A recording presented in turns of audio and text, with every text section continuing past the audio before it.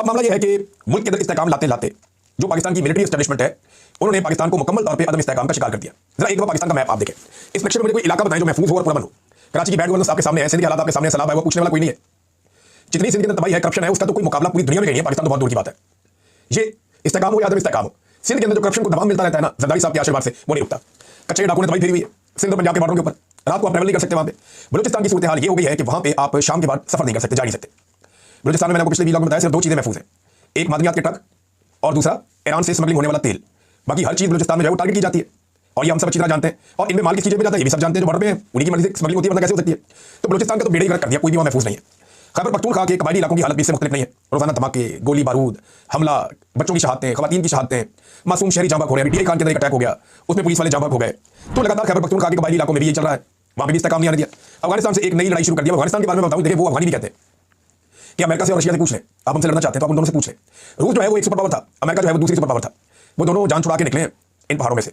अब पाकिस्तान की मौजूदा मिलिट्री एस्टेब्लिशमेंट इन पहाड़ों से क्या निकालना चाहती है, लेकिन मादनियात तो बहुत है यहाँ पे। लेकिन जिस चक्कर में हम अफगानिस्तान के साथ लड़ाई कर रहे हैं उसका नतीजा क्या हमारे हाथ में निकलेगा, या हम कई दहाइयों तक लंबी एक लड़ाई के अंदर फिर झोंके जाएंगे, फिर एक लड़ाई में चले जाएंगे ना। भारत कितनी समझदारी का मुजाहरा कर रहा है, हालांकि वो इंतहाई एंटी तालिबान है भारत के लोग, लेकिन वो ये समझते हैं कि ताल्लुकात रखने पड़ेंगे और वो अकलमंदी से अपने खासी ताल्लुकात बना रहे हैं अफगानिस्तान के साथ। और पाकिस्तान अपने हमसायों से बिगाड़ता चला जा रहा है, 7 समंदर पार अमेरिका को खुश करने के लिए। फिर भारत से हमारी दोबारा लड़ाई होने वाली है, ये मैं नहीं कह रहा, ये एस्टेब्लिशमेंट खुद खबरें चलवा रही है कि अक्टूबर नवंबर में मुमकिन है कि भारत हमारे ऊपर अटैक करे। फिर अब अगर पंजाब में आ जाए तो सैलाब मुतासरीन अभी तक बेयारो मददगार है, कोई पूछने वाला नहीं है।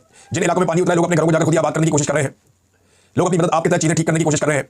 लोग भूखे हैं, परेशान हैं, फसल लगने का टाइम हो गया, उनके पास बीज और खाद के पैसे नहीं है और हुकूमत अभी सिर्फ सर्विस करवा रही है, कोई काम हुकूमत ने शुरू नहीं किया। पंजाब में तहरीक बैग और पुलिस के बीच में इस वक्त एक मैच पड़ा हुआ है, एक सड़कों पर जंग लगी हुई है, तहरीक इंसाफ पर जुल्म के पहाड़ तोड़े जा रहे हैं। इस्लामाबाद जो है पाकिस्तान का दारुल वो इस वक्त कंटेनरिस्तान बना हुआ है, पूरे इस्लामाबाद में कंटेनर आपको दिखाई देते हैं। आम आदमी अपने बच्चे को अस्पताल ले जा रहा था, गोद में उठा के भाग रहा था और बददुआएं दे रहा था, मोटरसाइकिल पर चला के आम शाही, उसको पुलिस वालों ने पकड़ के मारना शुरू कर दिया कि यहाँ से तुम गुजरे कैसे हो भाई, वो जा रहा है उसको जाने दो, एक आदमी क्या कर लेगा।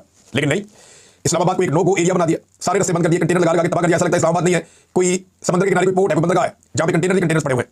आजाद कश्मीर में एक अलग टाइम बम लगा हुआ है, आज 11 तारीख है, 19-20 तारीख तक का टाइम है हुकूमत के पास मुतालबा तस्लीम करने का।